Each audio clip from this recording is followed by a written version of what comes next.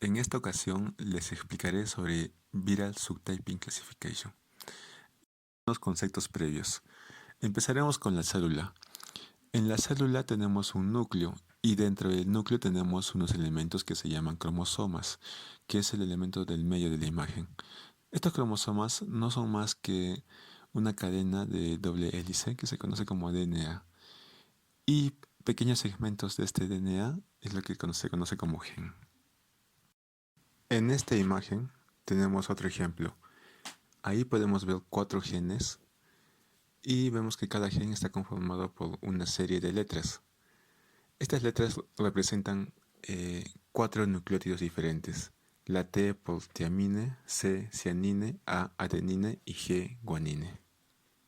En el caso del genoma humano tenemos 3.2 billones de bases o nucleótidos.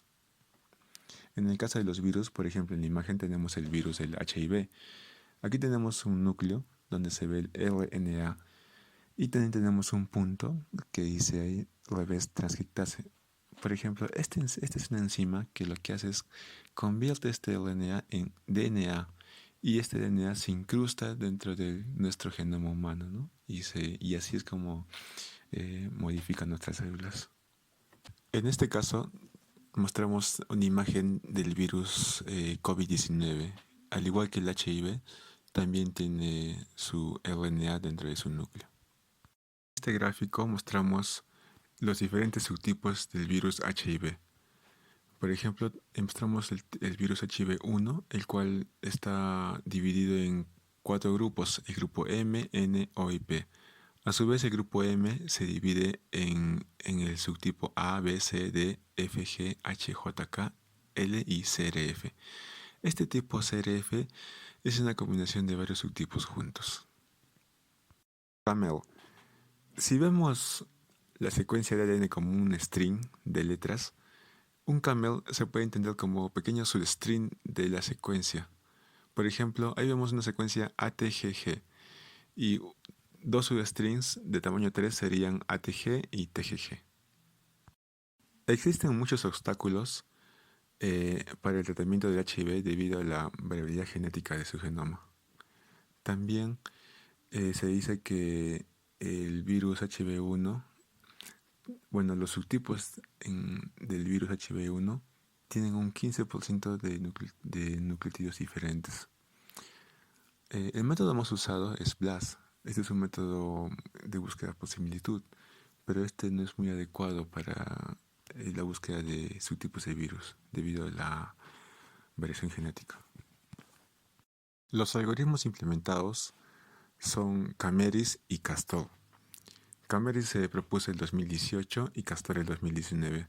Ambos se basan en utilizar la frecuencia de Camel como vector de características junto a un modelo de Machine Learning. Cameris utiliza una matriz para procesar la frecuencia de los Camel. Por ejemplo, para un K igual a 1, simplemente tenemos 4 elementos, A, C, G y T. En cambio, para un K igual a 2, ya cada celda se subdivide en 4 más. Y para un K igual a 3, se sigue subdividiendo. El objetivo es que cada camel o substring tenga una posición específica en cada celda de la matriz. De esta manera, por ejemplo, en la imagen vemos una matriz. Si vemos la primera celda, la celda AATTTA, ese es un camel. Y vemos que ese camel aparece 762 veces en la secuencia. Y así tenemos la frecuencia para cada camel distinto. De esta manera, Cameris usa una matriz de frecuencias, la que se conoce como Frequency Gaussian Representation, y a su vez reduce la dimensión del vector utilizando Single Value Decomposition. Castor lo hace de una manera distinta. Él busca todos los camel únicos que estén presentes en la base de datos. No usa una matriz como lo hace Cameris. Y también Castor elimina atributos. Lo hace con el algoritmo Recursive Feature Elimination. En el siguiente cuadro mostramos todas las bases de datos con las que hemos hecho los experimentos. Tenemos 8 diferentes tipos de bases de datos. Las 5 primeras son respecto al polimavirus y las 3 últimas referentes al HIV. En el siguiente gráfico mostramos una comparativa de Cameris y Castor. También mostramos Cameris con SBD y Castor con KRFE. Podemos ver que Cameris y Castor, sin aplicar ningún tipo de reducción de dimensiones, son completamente iguales. En cambio, cuando a Cameris le aplicamos SBD, baja un poco su desempeño. En cambio, en el caso de Castor, al aplicarle RFE, sí tiene un desempeño un poco inestable, ¿no? Y depende mucho del valor de K. En este gráfico mostramos una comparación del vector de características de Cameris y Castor. Podemos ver que Cameris tiene un vector demasiado grande. Esto considerando que no estamos aplicando ningún tipo de eliminación de características o reducción de dimensiones. En este caso, por ejemplo, estamos haciendo una comparación, pero aquí sí hemos aplicado la reducción de dimensiones y la eliminación de atributos. Como podemos ver, aún Cameris sigue teniendo un vector grande para un K mayor a 5. En cambio, Castor tiene un vector demasiado pequeño, pero algo inestable y depende mucho del valor de K. Hemos comparado el desempeño de Cameris y Castor en términos del F-score y su vector de características, tanto con SVD y RFE, y le hemos evaluado en una base de datos de HBE y del poliomavirus. Por ejemplo, cuando aplicamos Cameris y Castor sin ningún tipo de reducción de dimensiones o eliminación de atributos, ambos tienen el mismo desempeño. Además, el vector de características de Cameris es grande comparado con el de Castor. También, cuando aplicamos SVD a Cameris, vemos que es más estable que Castor. Pero Castor sí puede llegar a un óptimo, pero esto depende mucho del valor de K. También, para un K mayor a 5, Castor tiene un vector de características bien pequeño. Ahora mostramos el código fuente que está en un repositorio de GitHub, el cual es de libre acceso. También en este repositorio mostramos una descripción de cada archivo y carpeta. Mostramos los requerimientos y los pasos tanto para entrenar. También mostramos ahí un enlace al Drive donde están las bases de datos. Por ejemplo, en el caso del HIV tenemos ahí las bases de datos. Por cada base de datos tenemos un archivo con las secuencias y otro archivo con las clases.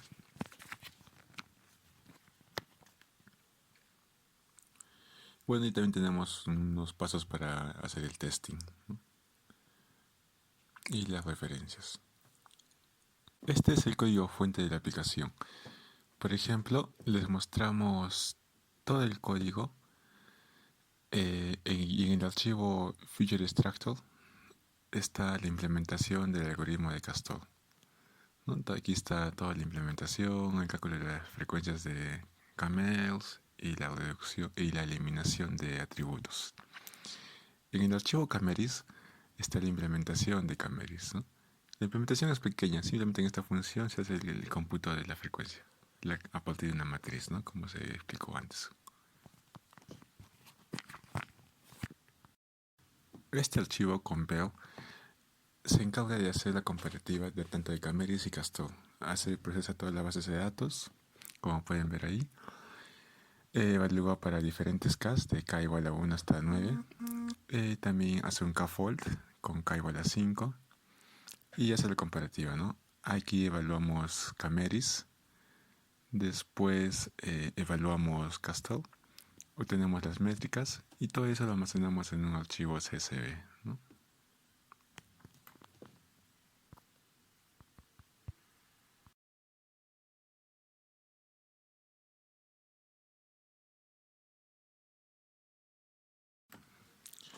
En el archivo train se usa para entrenar los modelos, pero con todas las muestras. Por ejemplo, tenemos un parámetro que es el directorio donde está la base de datos, un parámetro para indicar qué base de datos vamos a hacer, polimavirus, HIV. Indicamos también si vamos a aplicar la reducción de dimensiones y con qué K vamos a entrenar, ¿no? Este es el valor de K en KML. Por ejemplo, vamos a evaluar aquí, vamos a entrenar, ya vamos al train.py, aquí está el directorio de mi base de datos, con el primavirus, sin eliminar los atributos y con un K igual a 2. Entonces ejecutamos y podemos ver que el entrenamiento es sencillo, es rápido. Esto debido a que la base de datos de primavirus es bien pequeña y simple, ¿no? Como se puede ver ahí. Ahora vamos a entrenar, pero para el HIV. Entonces ahí ponemos HIV, HIV, mejor dicho.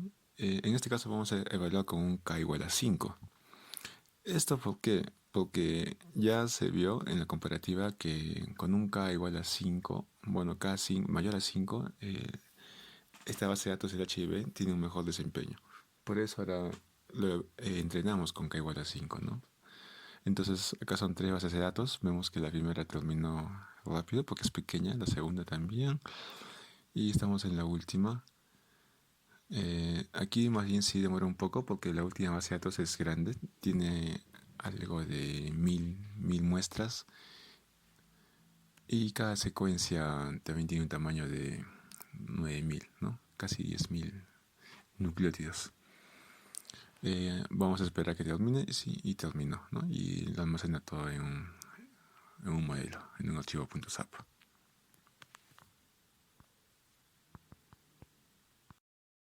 Los modelos entrenados se almacenan en la carpeta Models y aquí vemos que tenemos un modelo por cada base de datos.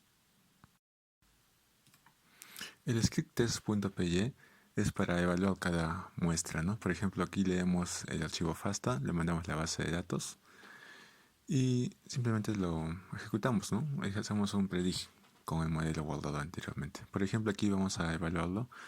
Vamos a mandar a ejecutar el script test, le mandamos este genoma y con la base de datos HU sub CG, que es el que entrenamos anteriormente.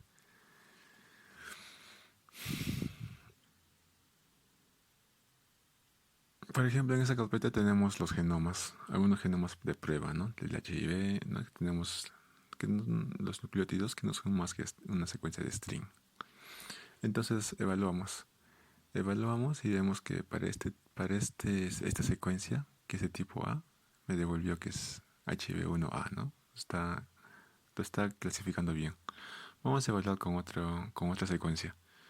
En este caso vamos a mandar la secuencia A6, que también es de su tipo A. Entonces, evaluamos y justamente vemos que también es de tipo A, ¿no? Evaluamos con otra secuencia. En este caso tendremos una secuencia, la B FASTA, que este es de tipo B, entonces acá me debería devolver B, y sí, ¿no? También es de tipo B. Entonces nuestro modelo funciona adecuadamente. También hemos implementado una versión web. En esta ocasión acá podemos ingresar la secuencia. Vamos a ingresar esta secuencia.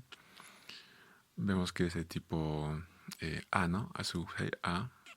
Acá vamos a verla con este modelo. Clasificamos.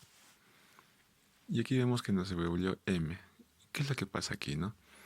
Este modelo, es el primer modelo, HIV GRPSG, es un modelo en el cual en su base de datos solamente teníamos 4 clases que correspondían a los grupos M, N o IP. Y está bien, ¿no? Ese es su tipo A, es del grupo M. Si evaluamos ahora con la base de datos sub-CG, vemos que ahí sí me bota A, ¿no? Lo cual sí me bota el subtipo dentro del grupo M. También mostramos una gráfica, que es el Chaos Gale Representation del virus. Podemos ver que tiene un patrón aquí de tipo fractal. En trabajos futuros vamos a usar esta imagen junto a modelos de Deep Learning para clasificar subtipos de virus más complejos, ¿no? Y eso es todo. Muchas gracias por su atención.